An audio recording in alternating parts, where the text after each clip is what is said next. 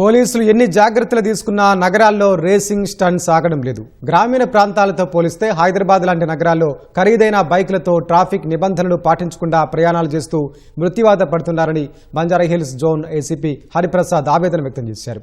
ప్రమాదాలు జరగకుండా తీసుకోవాల్సిన జాగ్రత్తలపై ఏసీపీ హరిప్రసాద్తో ప్రత్యేక ముఖాముఖి. హైదరాబాద్ నగరంలో ట్రాఫిక్ సమస్య ప్రధానంగా జనాభా ఎక్కువగా ఉండడంతో అది ఎక్కువగా ఉంటుంది. ఇప్పటికే పోలీసులు అనేక అవగాహన కార్యక్రమాలు కూడా చేస్తున్నారు. ప్రత్యేకంగా యువత ఈ ట్రాఫిక్ నిబంధనలు పాటించాలని కూడా సూచిస్తున్నారు. అతివేగంతో వెళ్ళి ప్రమాదాలకు గురై వాళ్ళు ప్రమాదం గురవడమే కాకుండా ఇతరులను కూడా వాళ్ళు ప్రాణాలతో చెలగాటం ఆడుతున్న సందర్భాలు అనేకం చూసాము. అయితే west zone ACP Hariprasad sir మనతో ఉన్నారు.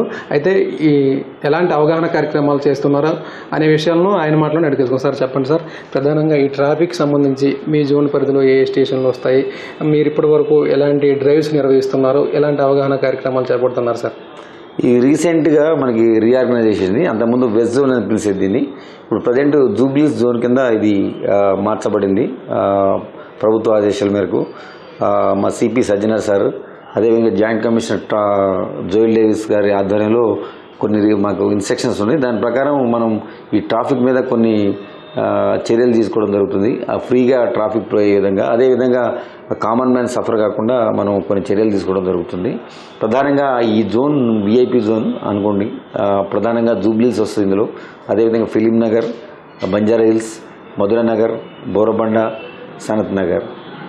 ఈ రహదారి కూడా చాలా ఇంపార్టెంట్. ప్రధానంగా ఈ మనకు ఎన్ఎఫ్సిఎల్ నుంచి ఎస్ఎన్టీ సాగర్ సొసైటీ, ఎన్టీఆర్ భవన్, అదేవిధంగా చెక్ పోస్ట్ 45 జంక్షన్, దాని తర్వాత మనకి కేబుల్ బ్రిడ్జ్ వస్తుంది. అంటే ఇది కనెక్టివిటీ, అంటే హైదరాబాద్ సికింద్రాబాద్కి కనెక్టివిటీ టు సైబరాబాద్. ఇది మోస్ట్ ఇంపార్టెంట్. ఎవరు వచ్చినా మనకు ప్రధానంగా విఐపీస్ వచ్చినా కానీ ఈ రోడ్డు మీద ట్రావెల్ చేస్తుంటారు.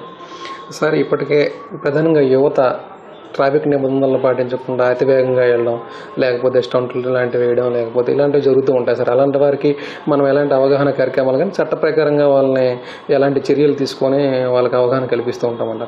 మీరు అన్నది వాస్తవమే. చాలామంది యూత్ ఏంటంటే ఇంతకుముందు మనకి కేబీఆర్ పార్క్ ప్రాంతంలో రోడ్డు కొంచెం అది వైడ్గా ఉంటుంది. అక్కడ ఆ ప్రాంతంలో మీరు అన్నట్టు గతంలో స్టంట్స్ వేయడం జరిగింది. కొంతమంది యూత్, అంటే మన పోలీసు ఎప్పుడైతే వాచ్ లేదనుకో అప్పుడు వాళ్ళు ఆ యూత్లో వాళ్ళకి అంటే డ్రంక్ అండ్ స్టేట్లో కావచ్చు, ఇంకొక విధంగా పోటీ పెట్టుకొని, ఫ్రెండ్స్ పోటీ పెట్టుకొని కూడా స్పీడ్గా వాహనం నడిపే జరిగిన సంఘటనలు ఉన్నాయి, స్టంట్లు వేసిన సంఘటనలు ఉన్నాయి. కానీ ఇప్పుడు వాటి మీద మనం సీరియస్గా చర్యలు తీసుకోవడం జరుగుతుంది. ఆ ఏరియాలో మా వాళ్ళని బ్యారికేడ్స్ పెట్టుకొని ఆ నైట్ టైంలో ప్రధానంగా ఈ స్టంట్స్ చేస్తారు, డే టైంలో చేయరు.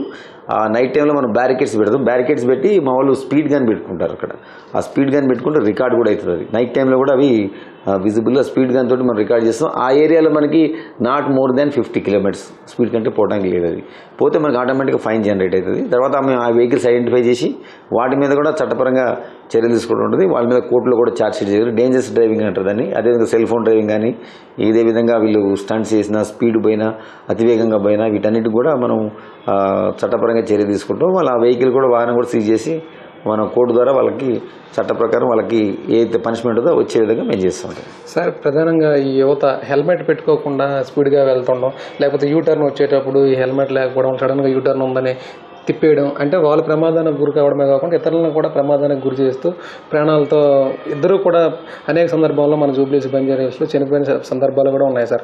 అలాంటి వారికి మనం అవేర్నెస్ ఎలా కల్పిస్తున్నాం, ఏ విధంగా ఎలాంటి చర్యలు చేపడుతున్నామంటారు సార్? పర్టికులర్గా ఈటీవీ ద్వారా మా పోలీస్ శాఖ అంటే హైదరాబాద్ నగర ప్రజలకు విజ్ఞప్తి చేసేది ఏమంటే, దయచేసి ఎవరు కూడా వితౌట్ హెల్మెట్ వెళ్ళకండి. చాలామంది హెల్మెట్ అంటే ఓన్లీ ఎవరైతే రైడ్ చేశారో అతనే హెల్మెట్ పెట్టుకోవాలని అపోహన చాలామందికి. అందుకని మీ ద్వారా మళ్ళొకసారి తెలియదు, నడిపే వ్యక్తే కాకుండా వెనకాల కూర్చున్న వ్యక్తి కూడా హెల్మెట్ పెట్టుకోవాలా. నేనేదో ఫైన్ వేస్తాం, పోలీస్ ఏదో శాఖ అవుతుంది, గవర్నమెంట్ ఏదో ఫైన్ వేస్తుందనే కాదు, ఫైన్ పడుతుంది, అది వేరే విషయం. స్పీడ్ డ్రైవ్ హెల్మెట్ పెట్టుకోరు. తర్వాత యూటర్న్స్ దగ్గర కూడా కొంచెం దూరం ఉందంటే వాళ్ళు ఏం చేస్తారు, ఆపోజిట్లో పోతారు, రాంగ్ సైడ్ డైరెక్షన్లో పోతారు. పోవడం వల్ల జరిగింది ఆ సంఘటన జరిగింది. రాంగ్ సైడ్ టైంలో ఏమైంది, జనరల్గా వెళ్ళేటప్పుడు ఏమవుతుంది, ఆటోమేటిక్గా ఎవరైతే నిజాయితీగా హానెస్ట్గా వాళ్ళ వేలో వాళ్ళు వస్తారో, ఈ రాంగ్ సైడ్లో వచ్చిన వాళ్ళకి యాక్సిడెంట్ హిట్ ఇవ్వడం వల్ల నిజాయితీగా వచ్చేటోళ్ళు మనం మీరు అన్నట్టు జూబ్లీ చెక్ పోస్ట్లో ప్రమాదానికి లోనయ్యారు, చనిపోయిన సంఘటనలు కూడా ఉన్నాయి. జూబ్లీ చెక్ పోస్ట్లో జరిగినాయి. అవి మీ మీద చాలా మంది ఆధారపడిన వాళ్ళు ఉంటారు. ఎందుకంటే మీ లైఫ్ అనేది చాలా ప్రీషియస్, చాలా మీరు ఎర్నింగ్ కెపాసిటీ ఉంటారు. మీ లైఫ్ పోతే మీ తల్లిదండ్రులు కావచ్చు, మీ పిల్లలు కావచ్చు, వాళ్ళందరూ కూడా అనాథాలు అయిపోతారు. సార్, ఇంకోటి గ్రామీణ ప్రాంతాలతో పోల్చుకున్నట్లయితే ఇక్కడ హైదరాబాద్ నగరంలో కల్చర్ కావచ్చు, లైఫ్ స్టైల్ కావచ్చు, యువత ప్రధానంగా స్పోర్ట్స్ బైకులు లాంటివి లేకపోతే విలువైన బైకులతో సైలెన్సర్లు తీసి చాలా స్పీడ్గా స్పీడ్గా వెళ్ళడం అంటే గందరగోళానికి భయోందోళనకి తోటి వారికి క్రియేట్ చేసేటట్టు వెళ్తున్నారు సార్. వాటిపై ఎలాంటి నిబంధనలు ఎలాంటి చర్యలు మనం తీసుకుంటున్నాం సార్? ఆర్టీఓ ద్వారా పర్మిషన్ ఉందో ఆ సైలెన్సర్ పెట్టుకొని వాళ్ళు ట్రావెల్ చేయాలి. ఒకరికి సౌండ్ పొల్యూషన్ రాకుండా రిస్ట్రిక్షన్. కానీ వీళ్ళు ఏంటంటే మాడిఫైడ్ సైలెన్స్ పెట్టుకుంటారు. దాని మీద కూడా మనకి చట్టంలో అది నేరం. అది దాని ప్రకారం కూడా మనం ఆ వెహికల్ సీజ్ చేసి అయితే ఎంవీఐకి మనం రాయడం జరుగుతుంది, ఆర్టీఓ గారికి రాయడం జరుగుతుంది. ఆ వెహికల్ సీజ్ అవుతుంది. సీజ్ అయ్యి వాళ్ళ మీద చట్ట ప్రకారం చర్యలు తీసుకునే అవకాశం ఉంటుంది. దయచేసి ఎవరు కూడా మాడిఫైడ్ సైలెన్స్ వాడకండి. ఎందుకంటే మాడిఫైడ్ సైలెన్స్ సౌండ్ ఎక్కువ వస్తుంది. దానివల్ల అక్కడ పేషెంట్స్ ఉంటారు, చిన్నపిల్లలు ఉంటారు, లేకపోతే రెసిడెన్షియల్ ఏరియా ఉంటుంది. వాళ్ళందరూ కూడా ఈ హై సౌండ్ వాల్యూమ్ తోటి డిస్టర్బ్ అవుతుంది. ప్రధానంగా మామూలు వాళ్ళు కూడా అనారోగ్యానికి బారిన పడడానికి అవకాశం ఉంటుంది. అది చాలా డిస్టర్బెన్స్ ఉంటుంది. మరోవైపు ఈ ఫుట్పాత్ల పైన చిన్న చిన్న షాపులు అనాధికారికంగా నిర్వహించడం, లేకపోతే ఎవరైనా కొనుగోలుదారులు రోడ్లపైన ఆపి ఫుట్పాత్ల దగ్గర కొనుగోలు చేసేటప్పుడు ట్రాఫిక్ ఇబ్బంది కలగడం, ప్రమాదాలను తరచూ జరగడం చూస్తున్నాం సార్. మరోవైపు బస్ బేల దగ్గర కూడా వాహనాలు పార్కింగ్ చేసి ఇబ్బందులకు గురి చేస్తున్న సందర్భాలు ఉన్నాయి. ఈ అంశాలపైన మనం ఎలాంటి అవగాహన కార్యక్రమాలు కావచ్చు, ఎలాంటి చర్యలు చేపడుతున్నాం సార్? ఏదో ఫుట్పాత్లు ఆక్యుపై చేసిన వల్ల ఏమైతే ప్రజలు వాళ్ళు ఆ పైన నడిచే వాళ్ళు ఏమేం చేస్తుంటే కిందకు వచ్చి నడుస్తారు. రోడ్డు మీద నడవడం వల్ల వాళ్ళు ప్రమాదానికి లోనవుతారు.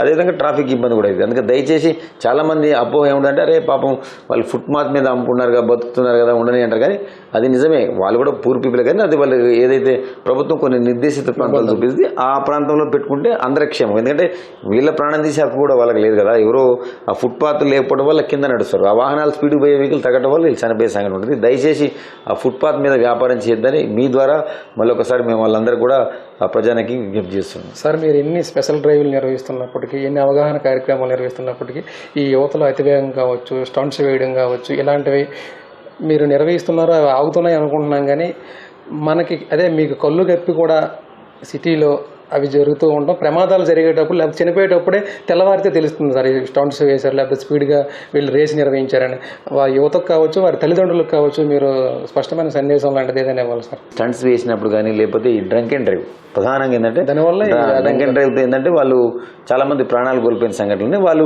డివైడర్ కూడా హిట్ ఇచ్చి అవతల వైపు పెట్ట సంఘటనలు ఉన్నాయి. అంటే అవతల వైపు రోడ్డు మీద ప్రయాణం చేస్తున్నారు, న్యాయంగా వస్తారు వాళ్ళు.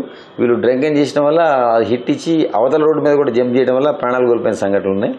మీరు అన్నట్టు వాళ్ళందరూ కూడా కౌన్సిలింగ్ ఇవ్వడం జరుగుతుంది. కంపల్సరీ ఈ డ్రంక్ అండ్ డ్రైవ్ చేసినప్పుడు, ఈ హై సౌండ్ వాల్యూమ్ పెట్టుకొని చేసినప్పుడు వీళ్ళందరూ కూడా వితౌట్ కౌన్సిలింగ్ కోర్టుకు పంపారు. అందుకని వాళ్ళ పేరెంట్స్ కంపల్సరీ రావాలా. వాళ్ళ మదర్ కానీ, ఫాదర్ కానీ, లేదంటే వాళ్ళ అంకుల్ కానీ, అట్లా బ్లడ్ రిలేటివ్స్ దగ్గర ఉన్న వాళ్ళు రావాలి.